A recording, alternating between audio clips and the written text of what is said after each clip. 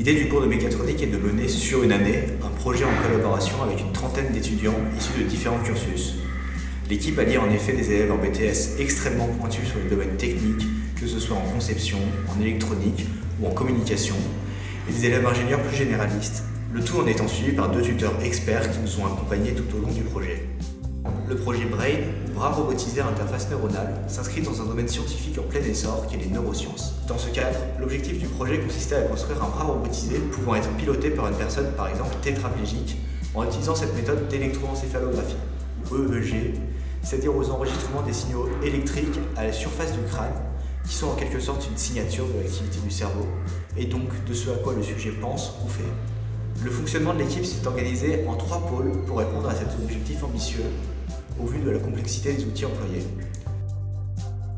Nous sommes l'équipe chargée de la conception du casque. Cette année, notre objectif était donc de concevoir un casque permettant de recevoir au mieux les signaux cérébraux via des électrodes placées aux endroits clés du cortex moteur. Au début de l'année, le casque était le suivant. Il nous est vite apparu que cette structure rigide était peu optimale par rapport au confort de l'utilisateur, mais aussi à l'adaptabilité de la forme du crâne. Nous avons donc décidé de repartir de zéro et de créer un nouveau casque, plus souple, plus adaptable et avec des électrodes mobiles. C'était également l'occasion de changer ces électrodes pour un nouveau modèle, dernier cri, plus souple et plus précis. Voici le design final de notre casque. Il est constitué d'une structure en plastique souple qui fait le tour du crâne. 2 réglages sont possibles, l'un grâce à la molette frontale, juste ici, pour régler le tour du crâne, et l'autre sous le menton. À ce stade, nous avions donc une structure stable et confortable qui tenait sur la tête de chaque utilisateur. Restait à trouver une solution pour rendre les électrodes mobiles. Pour cela, nous les avons fixées à 3 bandes élastiques, juste ici, reliées par liaison pivot à la structure. Ensuite, nous avons imprimé en 3D ces petits chariots qui servent de support aux électrodes et qui permettent un mouvement de glissière pour le réglage du casque.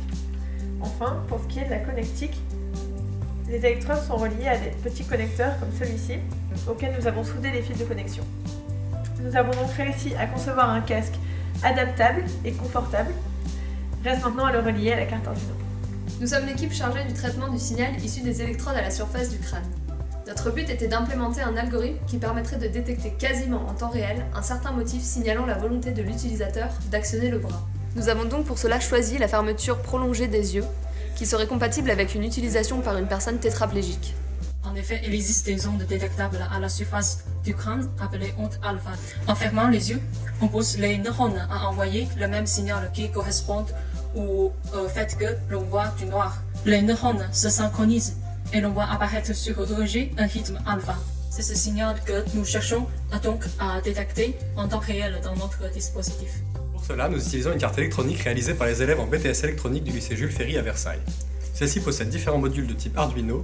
Le signal est tout d'abord acquis par les électrodes puis transféré à la carte sur laquelle nous avons programmé le traitement des données, permettant notamment le débruitage et la détection du motif des fermetures des yeux.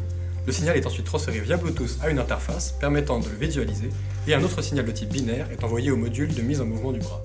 À terme, en utilisant toutes les potentialités de ce casque, à savoir toutes les électrodes, ce dispositif pourrait donc être adapté pour détecter une intention de mouvement de la part de l'usager, qui n'aurait même plus alors à effectuer des actions stéréotypées volontaires.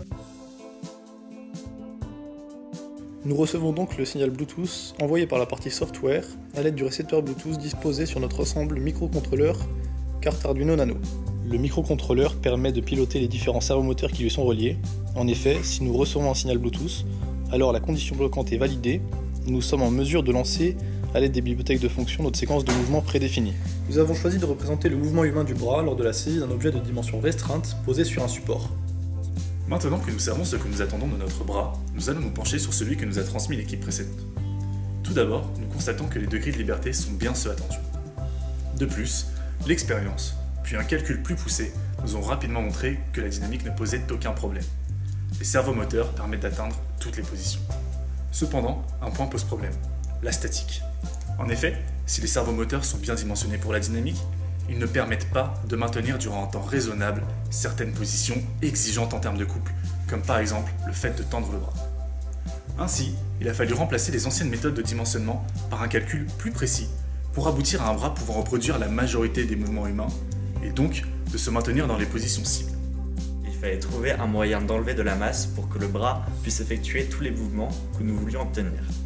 Nous pouvions agir soit sur le choix du matériau, soit sur la géométrie du bras, en modifiant sa structure de manière à enlever de la masse ou en réduisant ses dimensions. Le matériau qui était utilisé sur l'ancienne version était du PLA, à savoir un matériau déjà très léger et qui est facile à imprimer. Nous avons donc décidé d'agir sur la géométrie du bras. Nous avons opté pour une pince avec un pouce articulé. Grâce à un moteur, le pouce peut se déplacer et saisir des objets. Afin de réduire la masse du bras, nous avons opté pour une structure en nid d'abeille, connue pour sa résistance et sa légèreté. Pour justifier ce choix, nous avons effectué des simulations de résistance des matériaux afin de s'assurer de la résistance du bras aux différents chargements que nous allions lui imposer.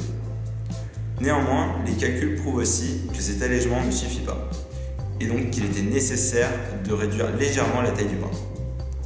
En combinant ces deux solutions, on élimine tout problème de dimensionnement du bras, et celui-ci sera capable d'effectuer tous les mouvements possibles.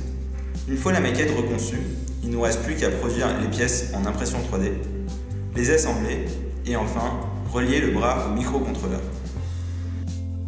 Nous espérons que vous avez apprécié cette présentation de notre projet autant que nous avons apprécié le réaliser et tenons à remercier toutes les personnes y ayant pris part. Pour conclure, nous aimerions insister sur l'importance pour nous d'ouvrir la science à un public plus large que la seule communauté des scientifiques et ingénieurs. Cela s'est traduit concrètement au cours de notre projet par la mise en place d'un site web présentant nos travaux, ainsi qu'un travail remarquable d'une association des mines qui se nomme MELIA et qui travaille avec des instituteurs et des élèves d'école primaire afin de faire découvrir les projets réalisés aux mines aux plus jeunes. Nous vous donnons donc rendez-vous le 29 mai à l'école des mines, au forum mécatronique, au cours duquel nous pourrons vous présenter notre prototype et discuter avec grand plaisir de notre projet. Merci.